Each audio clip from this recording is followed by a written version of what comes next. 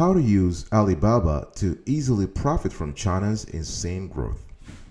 Alibaba has been nicknamed Asia's Amazon, but in reality, this conglomerate's commercial interests are way more pervasive than those of its American counterpart. From wholesale commerce to payment systems, Alibaba has expanded its reach beyond its core business model.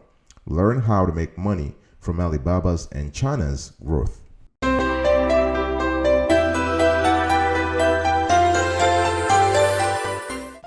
Welcome back, folks, to another edition of Sweetie Kiwi. I'm doing fantastic today. How are you? I hope you are doing wonderful, and if you're doing as great as I am, go grab a cup of coffee or tea or vodka. Let's roll. I want to talk to you today how to profit from Alibaba's insane growth. Now, I first want you to familiarize yourself with Alibaba. Now, Alibaba is in essence a directory of Chinese suppliers where you can find factories to manufacture products for you at wholesale prices, right? So the thing here is that every supplier you find at Alibaba, they will allow you to place your own brand in your products, right? This is called private labeling. A lot of people do this, right? Now, the thing here is that you gotta be aware of something called minimum order quantity, MOQ. Those manufacturers and factories on Alibaba will force you to purchase an MOQ. Every order you place, they will want you to have some kind of MOQ. In other words, they want you to buy in bulk, right? That's how they make money, through economies of scale, right? The thing here is that you'll have MOQ varying from supplier to supplier, but if you spend more time on the platform, you'll find something that works for you. All right. Now, you got to know the difference between Alibaba and AliExpress. A lot of Americans and Canadians, for that matter, confuse those two entities. Even though those two entities are owned by the same Alibaba group, they're different, right? So, Alibaba is a Chinese wholesale directory of factories and trading companies. That's one. AliExpress, on the other hand, is more like a Chinese version of eBay. Think about it. Right? So on AliExpress, you can purchase products in single unit quantities, and factories often use AliExpress as a liquidation outlet for their products, right? So when they come to a holiday season or they want to introduce a new design, they will switch from Alibaba to AliExpress to be able to sell to retail investors or to retail customers.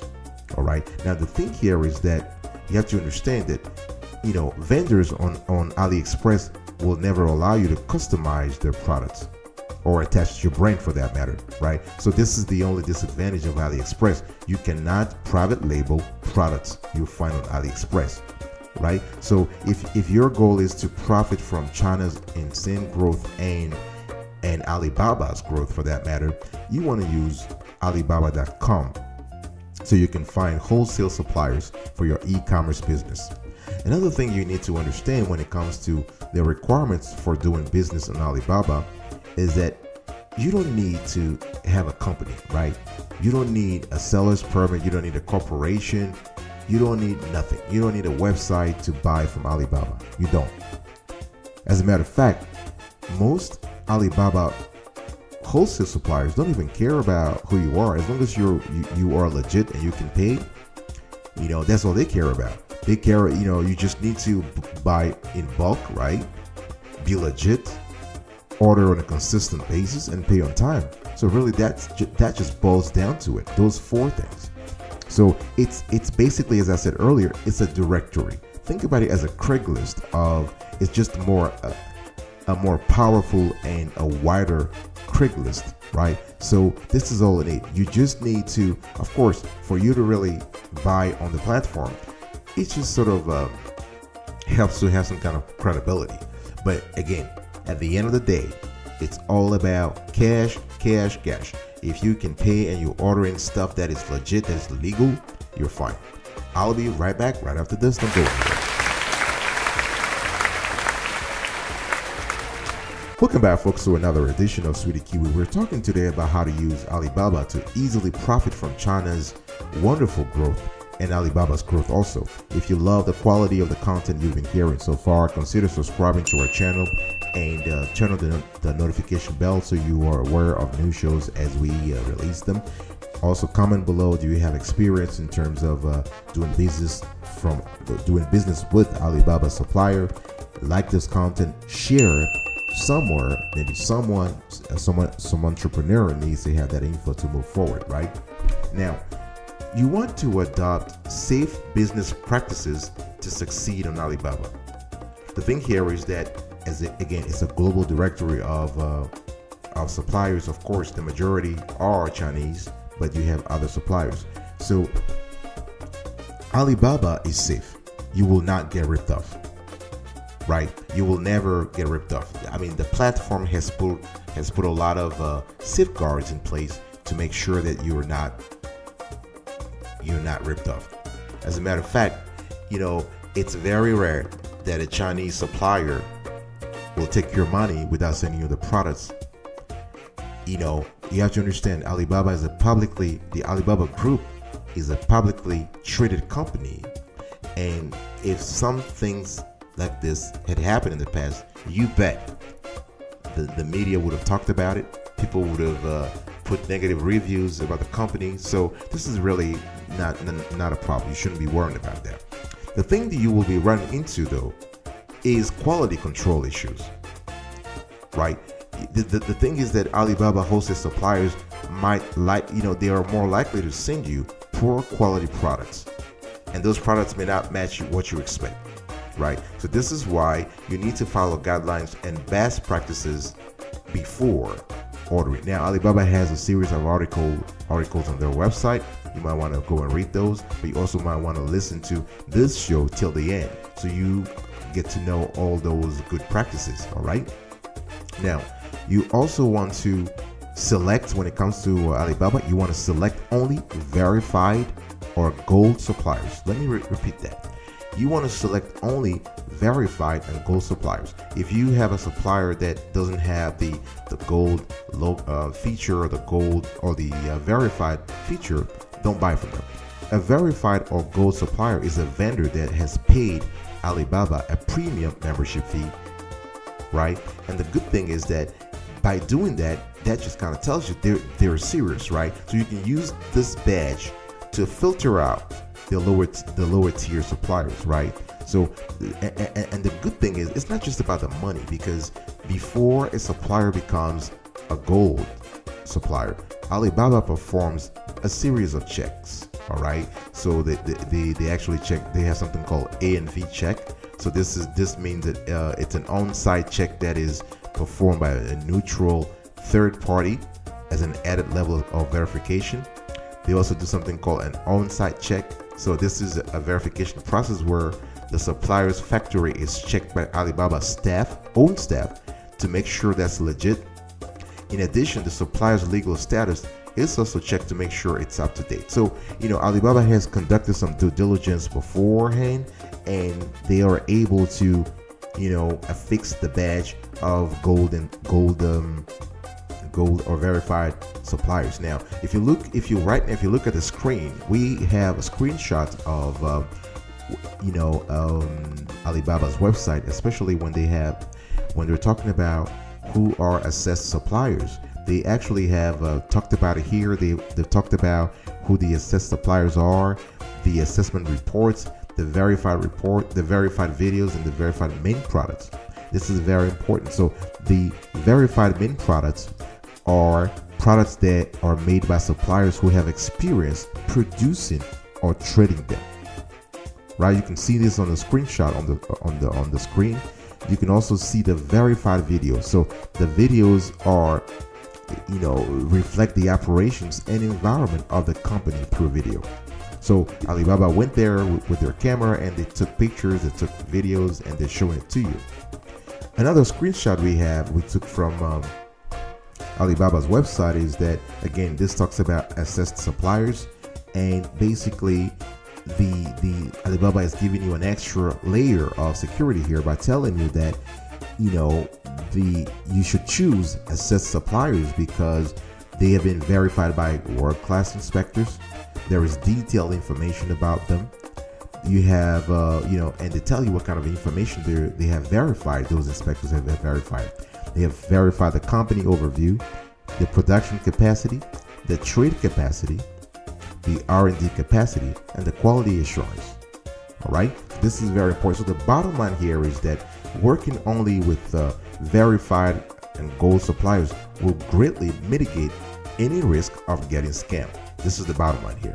All right. Now, the next thing I want you to understand is trade. What does it mean, trade assurance on Alibaba? Now, you have to understand that Alibaba basically acts as a third-party escrow company.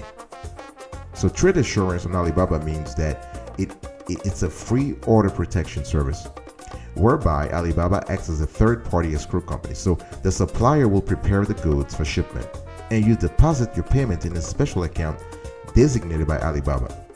As soon as the order is confirmed, the goods and the money changes hand. All right. Now, what's nice about trade assurance is that Alibaba guarantees your money back in the event of a supplier failing to meet the terms of the order contract, right? So I'm talking about if there are quality issues, if there are processing issues, if there are delays in shipment, Alibaba will reimburse you. Again, Alibaba, the group, is a publicly traded company. That it's a global company. It's a company that has ambitions globally, and they were very serious about their reputation, right? So the bottom line here is that trade assurance ensures that you will not get outright scammed by your vendor. All right, I'll be right back right after this. Don't go anywhere.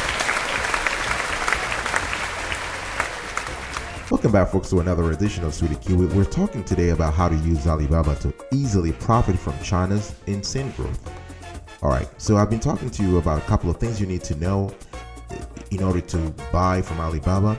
And another thing I also want to mention here is you need to learn how to choose a supplier on Alibaba, right? So I was telling you earlier, you need to choose only gold and trade assurance suppliers, right? Once you do this, you have to do a few things. And on the screen, we actually have a screenshot that we've taken to sort of show you what you should do. And we have numbers from 1 to, I believe, 12 or 13. So you can see when you filter. So you have on the screen, we have the screenshot, and you want to narrow down the list of vendors that match your purchasing power, but also your particular products, right? Again, don't forget the MOQ, right? The minimum order quantity that all suppliers on Alibaba wants to abide by, wants you, the buyer, to abide by, right? So there are some certain criteria that you need to seek, and we're putting them here by order of importance. Number 1, verify supplier with trade assurance. You can see there. Number 2, the total revenue. You want to make sure that the revenue that this supplier has made is high. That tells you some kind of operational history on the platform, right? The top 3 markets. If you are in the United States, you want to make sure that the United States, North America appears in the top 3 markets served by this particular supplier you are interested in. Transactions in the last 6 months. Number 4. That kind of tells you a little bit how much money that supplier has made. Number 5, the response rate. Very important, right?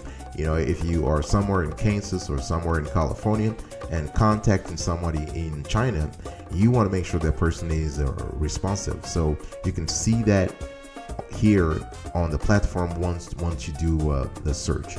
Number 6, years of experience in the field. That tells you a lot already about, again, the operational history of the particular supplier, so you know exactly what to expect.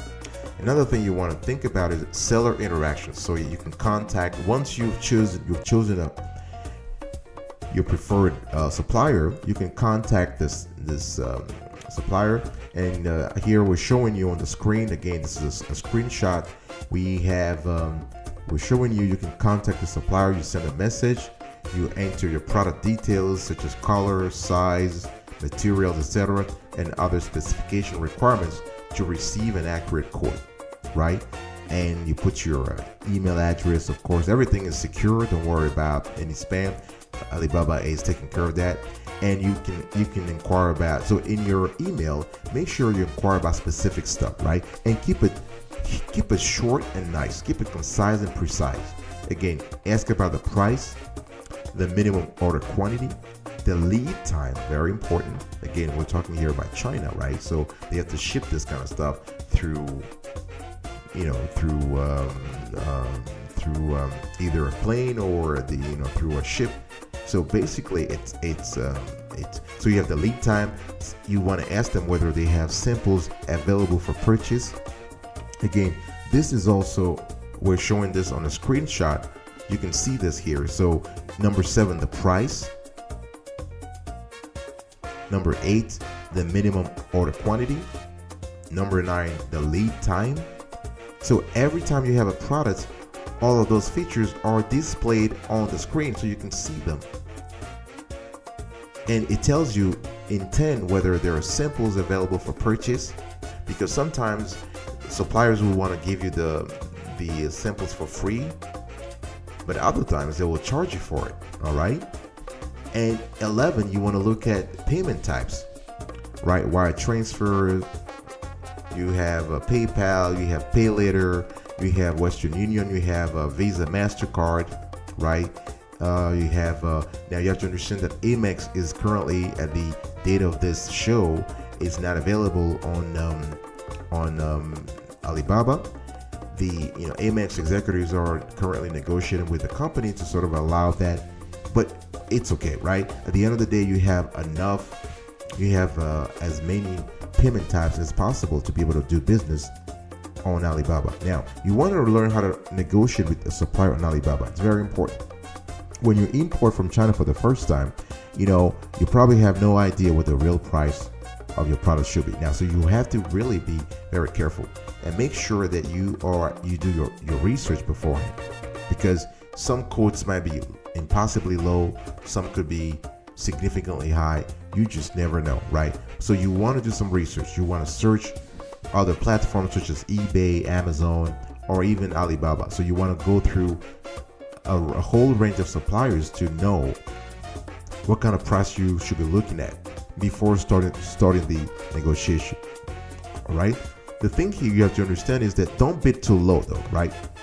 Because, as a matter of fact, I should tell you, you should stay away from factories and suppliers with abnormally low bids, because it's all about, you get what you pay for, right? If you are trying to get something high quality, be ready to pay for it. If you pay an abysmally low price for an item, chances are you're getting a low quality good, right? So the thing here is that the best practice in the industry right now is to ask for a sample, review the sample, and then make a bid, because that allows you to know what you can expect, right? And it allows you to sort of gather some kind of intel and bid accordingly. So it's very important. You want to always ask for sample. You want to ask for a sample, or 2 or 3 or 4, doesn't matter. If the supplier wants you to pay for it, pay for it. It's worth it. It's better to pay $2 or $10 for a sample or a series of samples than shelling out 10 grand and realizing that the quality is not there, right? So it's very important. So you want to specify things. You want to check things and make sure when you send an email to the supplier that you are as precise as possible. All right? I'll be right back right after this.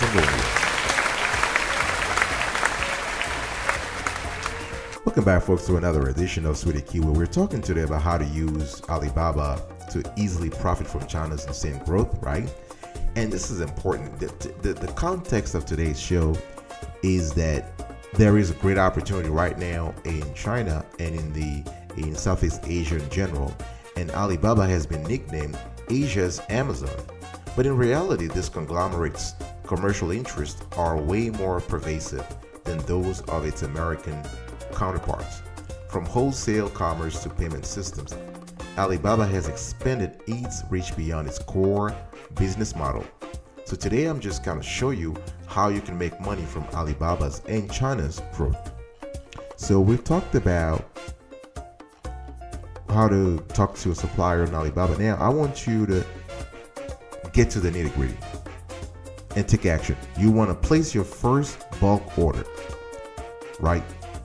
So if the specialist would advise you to get your first order shipped by air rather than by boat, by ship, because it'll be faster, right? But the thing here is that before you place your first order, make sure that you've done your due diligence. You have opened a shipping account with one of the biggies when it comes with the biggies in the logistics industry. I'm talking UPS, DHL, EMS, FedEx, you name it, right? So you want to really understand that now shipping over by air is more expensive, that's for sure. But remember, if this is your first time, you want to get things ASAP, so you have time to do what? You have time to review the products, you have time to deploy the product and start selling, right? Because time is money. The more the whole thing is delayed, the more money you're losing. All right. Now, before your goods ever leave a Chinese factory, it's very important. Make sure you hire an inspector, so that you have, you want to send someone, a local representative, to the factory to examine a subset of your goods based on your quality control checklist. Again, think about it. It's better to pay someone a couple of hundreds of, $200 or $300 to make sure that the goods pass the inspection test before being shipped to you. Right? This is very important. You also want to think about another thing, which is the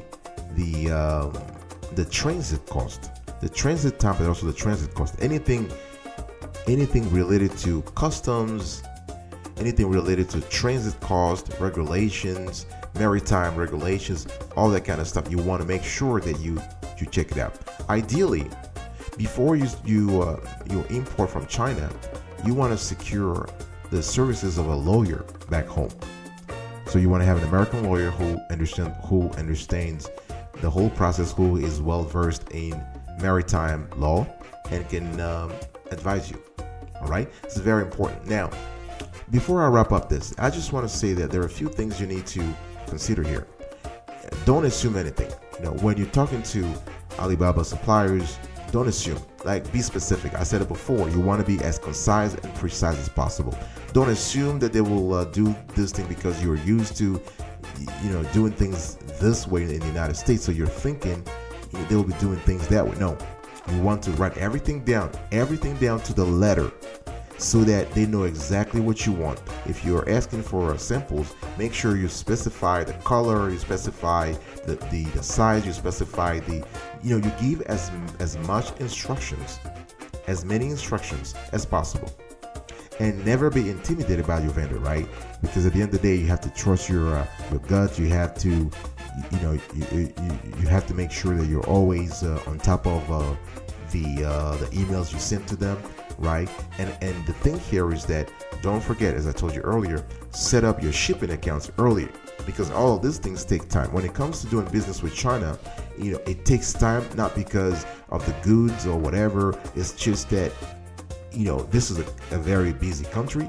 They are the number 2 global economy. So the sheer volume of transactions is just huge. So the global logistics providers such as FedEx, UPS, EMS, and DHL, to name a few, they're busy. So the earlier you start, the better.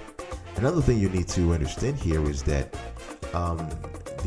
you want to make sure that you are able to be in contact with your suppliers regularly before they ship the order. In other words, have conference calls with them. Ask them what's going on. Ask them how the project is going. You can do a Skype call, or you can just do a regular phone call, or a WhatsApp call. Whatever it is, stay in contact until they ship the first order. All right? I'll be right back right after this. Don't go away. Welcome back, folks, to another edition of Sweetie Kiwi. We are about to wrap up today's conversation, and if you like the content so far, please consider subscribing to our channel and turn on the notification bell so you are you are informed whenever we drop a new show. Thank you so much. We really appreciate it. We thank our millions of viewers and listeners in the United States, Canada, and throughout the world. Thank you so much. Like this content if you believe we have added value to your life. Comment below and share. All right. Now, this is today's recap. To use Alibaba to profit from China's insane growth, you need to familiarize yourself with Alibaba. You need to know the difference between Alibaba and AliExpress. You gotta understand the requirements for doing business on Alibaba. You want to adopt safe business practices to succeed on Alibaba. You want to select only verified or gold suppliers. You want to understand trade assurance on Alibaba. Another thing you need to know is how to choose a supplier on Alibaba. Learn how to negotiate with a supplier on Alibaba. And the two last things that are very important is ask for samples, always.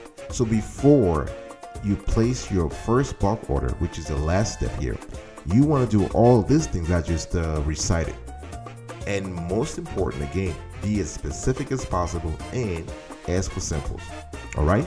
Now, today's call to action. In every show, we like to give our viewers and listeners a call to action. Today's call to action is very simple. If this is your first time importing goods from Asia, it's very important to ask yourself a few questions, right? So you want to ask yourself, for instance, if the vendor spoke English, if this vendor speaks English. The last thing you want is someone communicating with you via email using Google Translate. You want to speak to the person, making sure they are fluent in English, or at least you can understand each other. All right. You want to also ask around or on the platform whether the supplier you've chosen has a good response rate when it comes to shipments. Right? You also want to pay attention to things like the packaging of the goods. Right? You also want to pay attention to everything that relates to the accommodation. In other words, the flexibility. You know, you have some suppliers that are very, very accommodative. They can actually accept everything you ask for. So those are things you want to pay attention to. A supplier who is customer friendly, who understands you, who understands people he or she has worked with in the past. So this is a series of things, a few things that you want to think about before placing your first bulk order on Alibaba. All right? I will speak to you another time. Thanks for listening, and remember, stay marvelous.